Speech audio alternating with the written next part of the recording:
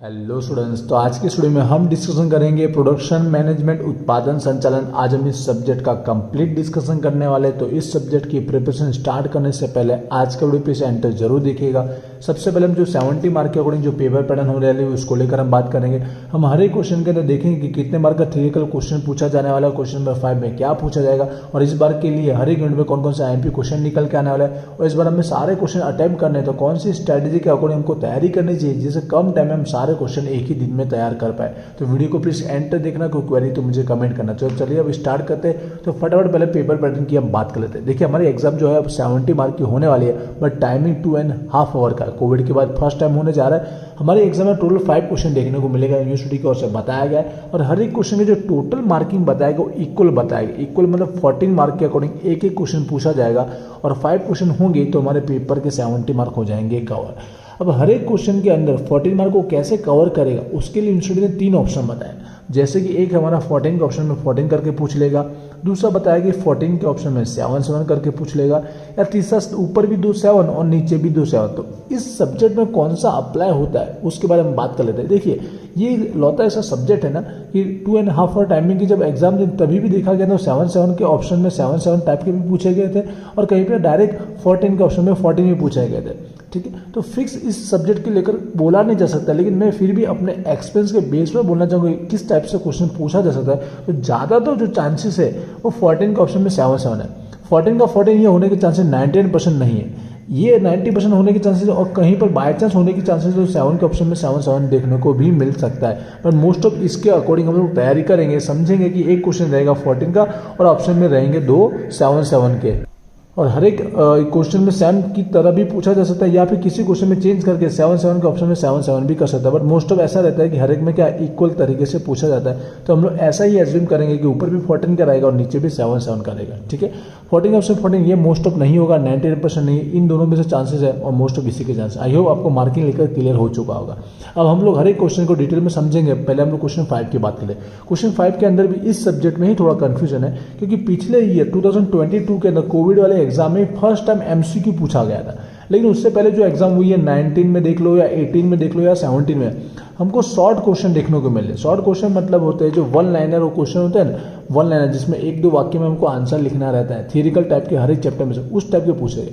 अब इसमें फिक्स क्या होगा वो हम इस बार के एग्जाम के लिए बोल नहीं पाएंगे, क्योंकि बुक के अंदर एमसीक्यू नहीं दिए गए, और उसके बावजूद 2022 के अंदर एमसीक्यू पूछे गए थे। पर हम तैयारी इसकी करेंगे और एमसीक्यू बन के आया तो ऑटोमेटिक हम लोग उसका आंसर लिख पाएंगे। बुक में तो यही दिया गया, जिसका भी मैं बुक के थ्रू डिस्कशन करूंगा। मार्किंग पहले देख लेते। तो एक एमसीक्यू के रहने वाले 2 मार्क, तो आपको कितने अटेम्प्ट करने रहेंगे, 1 के 2 रहेंगे तो आपको 7 जितने अटेम्प्ट करने रहेंगे, 14 आपके कवर होंगे। लेकिन आपको एग्जाम में दिए होंगे आई थिंक 12 जितने रहेंगे, 12 या 10, मैक्सिमम 12 हो सकते हैं। तो 7 आपको याद रखना है। नंबर का कोई इंपॉर्टेंस होता नहीं, आगे पीछे कोई भी लिख सकते हो। तो आपको जो 7 आते हैं वो पहले लिखे हैं, जिससे आपके 14 मार्क हो जाएंगे कवर। अब समझिए कि इसकी तैयारी आपको कैसे करनी है। वैसे बुक में से ही करनी है। मैं बोलना चाहूँगा जैसे जैसे आप लॉन्ग क्वेश्चन पढ़ोगे ना, गुजराती होने की बुक है, इंग्लिश में समझ पाएंगे।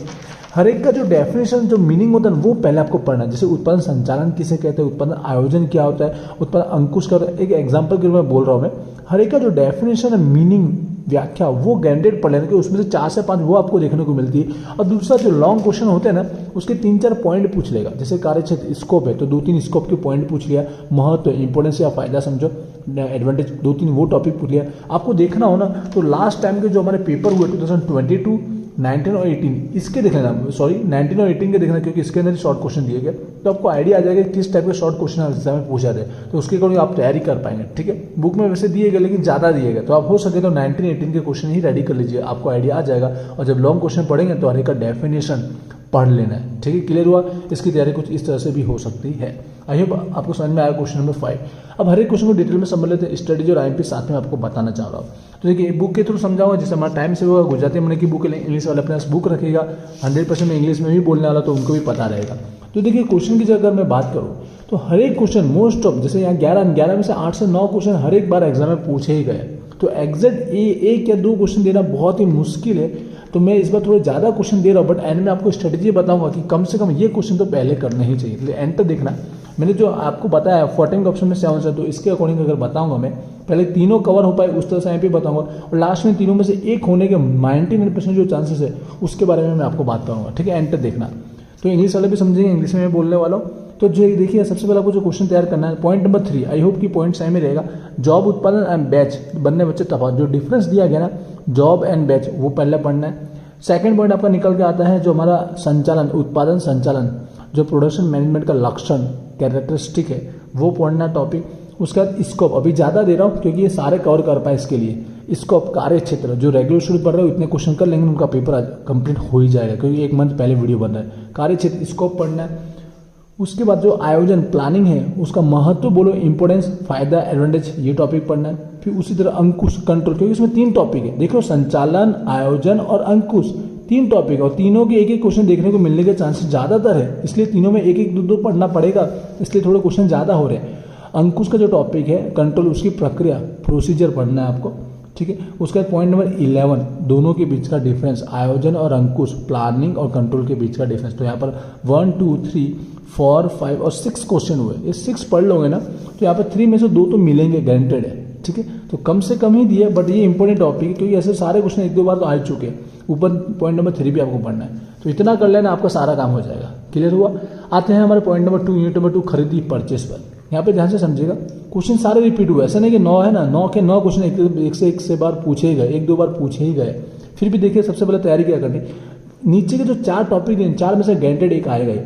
पॉइंट नंबर 6 7 8 9 पढ़ता हूँ। केंद्रित खरीदी मतलब सेंट्रलाइज, इसका क्या फायदा और गैर फायदा दिया गया वही पढ़ना, जो इजी पॉइंट वाइज फटाफट तैयार हो जाएगा। एडवांटेज और डिसएडवांटेज, इसी तरह विकेंद्रीकरण, दोनों को साथ में करके 14 मार्क का बना सकता है। दोनों का फायदा और गैर फायदा ही पढ़ना है, ठीक है। और पॉइंट नंबर 8, दोनों के बीच का डिफरेंस, उन्हीं दोनों के बीच का डिफरेंस। तो ये 3 टॉपिक एक ही है, टॉपिक एक, क्वेश्चन 3 बना दिए गए, एक ही समझ के तैयार कर सकते हो। और लास्ट पॉइंट नंबर 9 इंपॉर्टेंट है, खरीदी के बनाओ, परचेस करना मतलब मेक और बाय, इंग्लिश में टॉपिक पढ़ना है। तो 4 टॉपिक में से एक निकलेगा गारंटेड है, इन 4 में से एक एग्जाम में आएगा ही, फाइनल है। उसके ऊपर के 5 में समझिएगा, 1-2 देना पड़ेगा, ऐसे ना दो चलेगा, एक इसमें से आएगा, फिर भी समझना। एक वैज्ञानिक वाला जो साइंटिफिक वाला उसका सिद्धांत पढ़ लो, वैसे क्या पढ़ लो, सिद्धांत, प्रिंसिपल पढ़ लो। और जो खरीदी है ना परचेस, उसका आप क्या पढ़ो, मेथड पढ़ लो। मेथड तो बहुत दी गई, डिटेल में याद नहीं कर पाओ, नाम पढ़ के 2-3 के बारे में एक्सप्लेन करने का, लिख देने का। मुख्य पद्धति बोलता है, मेन मेथड, तो 1-2 जो आपने अच्छे से याद किए अंदर वो लिख लेना, नाम सबके याद करना।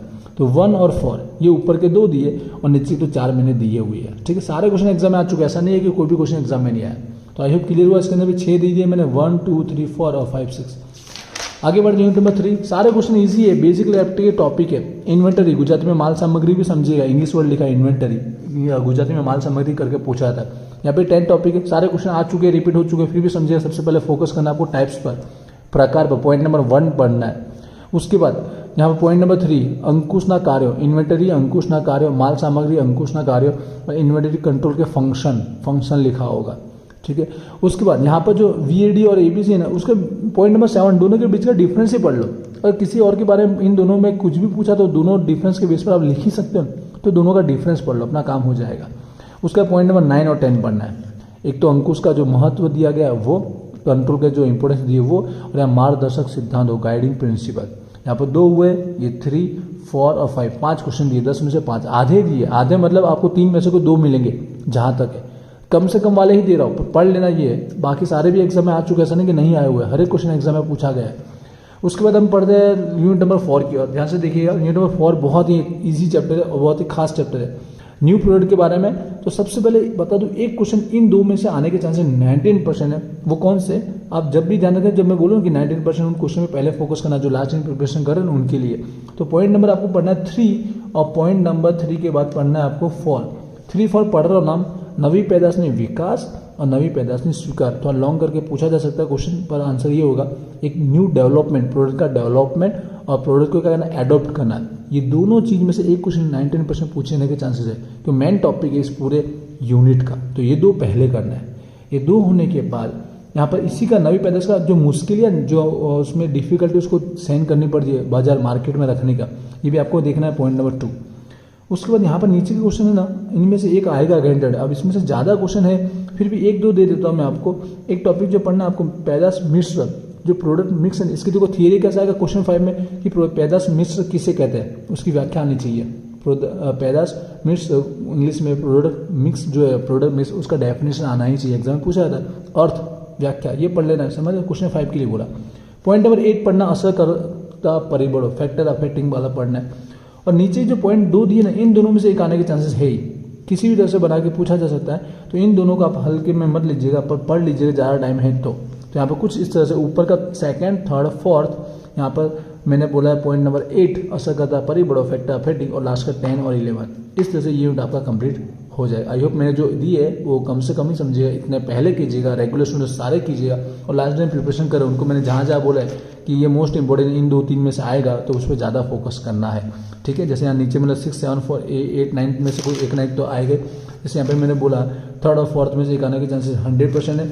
ऊपर मैं आपको बता दूँ, ऊपर जो मैंने आई थिंक जो थर्ड नंबर का दिया, फर्स्ट नंबर, इन दोनों में से कोई एक हो सकते हैं, चांसेस ज़्यादातर है। अंकुश का जो टॉपिक है ना, फर्स्ट, थर्ड, 9 इन और 10, इन चारों में से कोई एक आने के चांसेस गारंटेड है। ठीक है, आई होप मैंने क्लियर डिस्कशन कर दिया। कुछ बाकी रह गया तो मुझे कमेंट कीजिएगा। क्वेश्चन नंबर 5 आप होप रेडी अच्छे से कर लोगे।